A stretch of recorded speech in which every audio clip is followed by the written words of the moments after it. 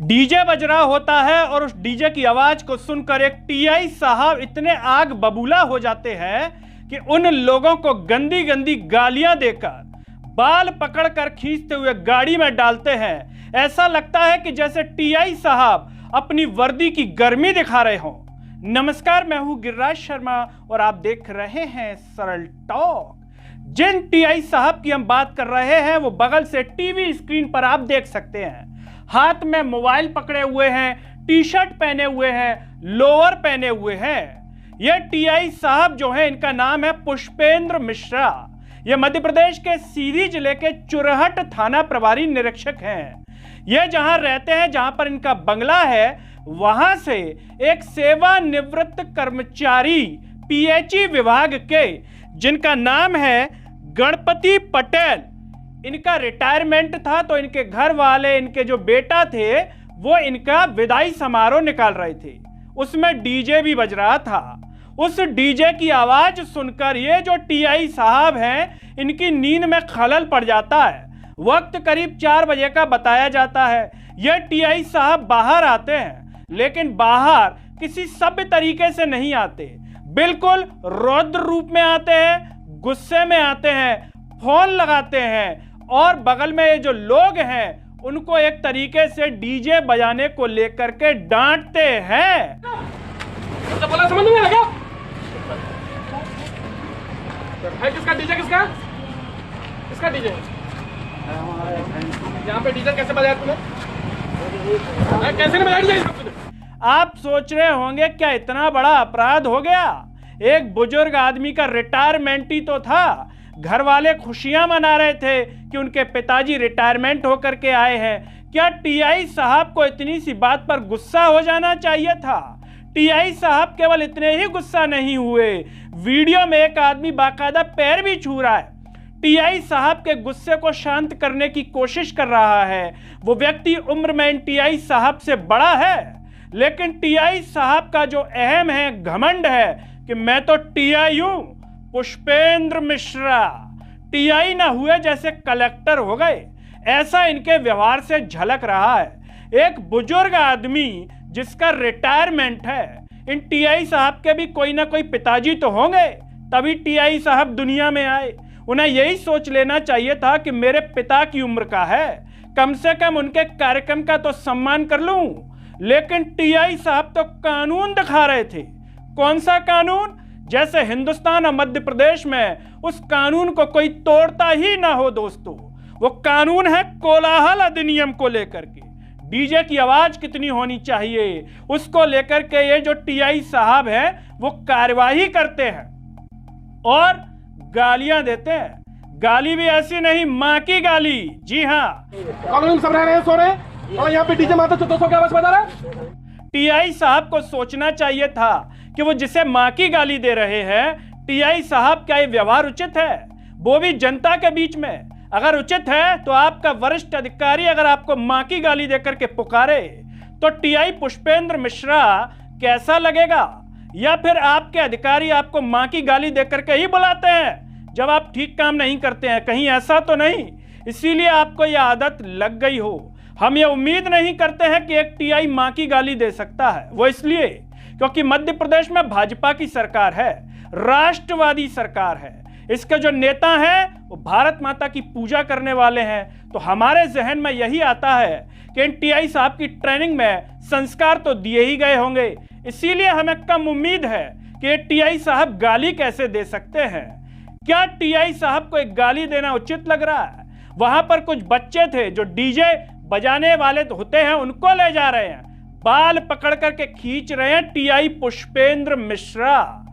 Social media पर इनकी आलोचना हो रही है उनके इस कार्य को लेकर के कि यहां पर इस तरीके का टीआई ने व्यवहार किया है।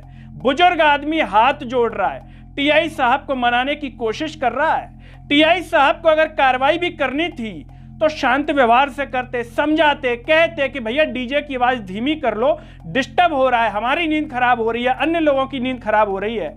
लेकिन टीआई पुष्पेंद्र मिश्रा तो ऐसा लग रहे थे जैसे सीधी जिले के कलेक्टर हो या आने वाले समय के सीएम हो। ऐसा तो नहीं कि टीआई साहब का कोई रिश्तेदार, विधायक, सांसद, मंत्री हो, क्योंकि मध्य प्रदेश में कुछ भी हो सकता है। कुछ दिन पहले एक डॉक्टर ने भी गाली दी थी एक विधायक को, उसका रिश्तेदारी निकल रही थी नरेंद्र सिंह तोमर से। तो कहीं ऐसा तो नहीं कि इन टीआई पुष्पेंद्र मिश्रा के कोई रिश्तेदार यही हों जिनकी गर्मी इनके शरीर से फूट फूट कर बाहर निकल रही थी, जिनको बाल पकड़ करके या जिन पर कार्रवाई की है, जेल में डाला गया है। उनके भी नाम आपको बता देते हैं, आर्यन पटेल, प्रकाश पटेल, कार्तिक पटेल। इन पर कार्रवाई की गई है कोलाहल अधिनियम के द्वारा। लेकिन सोचने वाली बात यह है, क्या ये टीआई साहब वाकई में कानून का उल्लंघन बर्दाश्त नहीं कर सकते?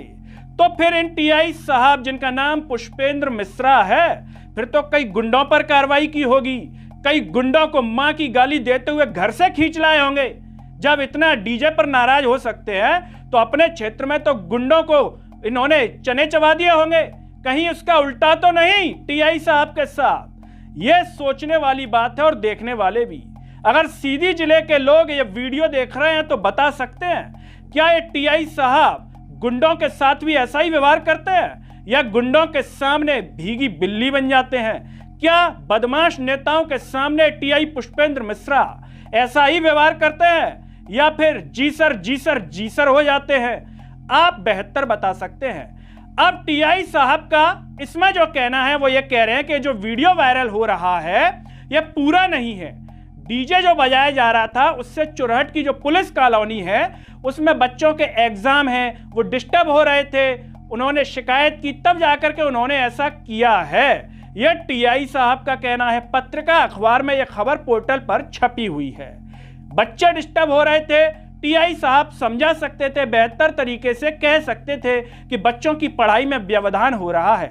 लेकिन टीआई साहब का वायरल वीडियो में जो व्यवहार है वो बिल्कुल भी सभ्य नहीं है।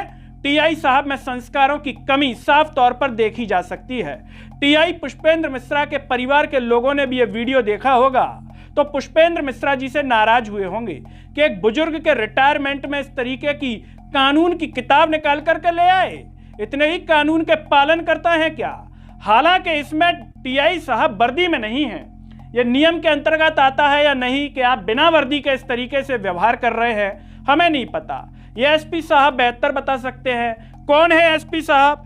एसपी साहब है रविंद्र वर्मा, डॉक्टर रविंद्र वर्मा, सीधी के पुलिस अधीक्षक हैं। वो कह रहे हैं कि हम जांच कराएंगे, जब उन तक ये वीडियो पहुंचा तो जांच होगी। लेकिन यहां पर सवाल यही है कि मध्य प्रदेश के जो गृह मंत्री हैं और मुख्यमंत्री दोनों एक ही हैं, डॉक्टर मोहन यादव, क्या वो इस वीडियो को देखकर के टीआई साहब की गर्मी शांत करेंगे? उन्हें कानून का अच्छे से पाठ पढ़ाएंगे और कानून से पहले यह भी बताएंगे कि एक बुजुर्ग व्यक्ति के साथ कैसा व्यवहार करना चाहिए। अगर डीजे बज रहा था आप कार्रवाई करते, लेकिन शालीन व्यवहार में करते। आप किसको मां की गाली दे रहे हैं? क्या मोहन यादव के शासनकाल में ऐसा होगा?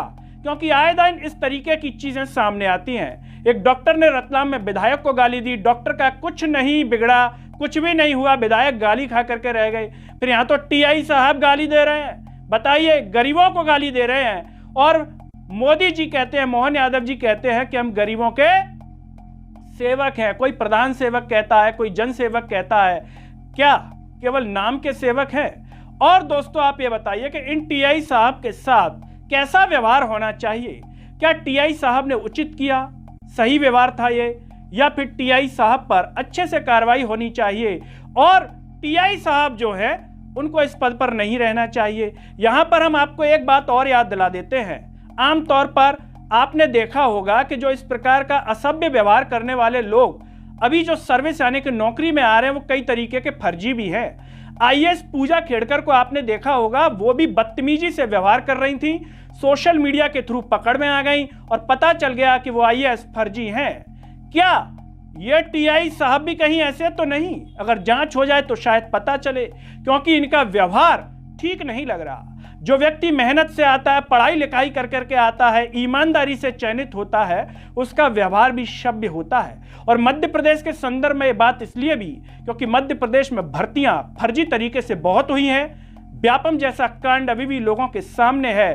तो क्या अगर जांच हो जाए नियमानुसार इनके संस्कारों की, इनकी ज्वाइनिंग की, तो क्या फर्जीपना भी सामने कुछ बाहर आ सकता है? आप जो भी सोचते हो कमेंट बॉक्स में अपनी राय जरूर दीजिए। इस वीडियो को हर जगह शेयर कीजिए, चैनल को सब्सक्राइब कीजिए, साथ ही साथ सरल टॉक के Facebook, Twitter, Telegram, Instagram page को आप जरूर फॉलो कीजिए दोस्तों। अंत में सभी से एक अपील है, जब आप ये वीडियो यूट्यूब पर देख रहे होंगे तो नीचे जॉइन और थैंक्स का बटन होगा, उसके द्वारा आप हमें आर्थिक रूप से जरूर सहयोग प्रदान कीजिए, जिससे हम और बेहतर स्वतंत्र पत्रकारिता कर सकें। नमस्कार।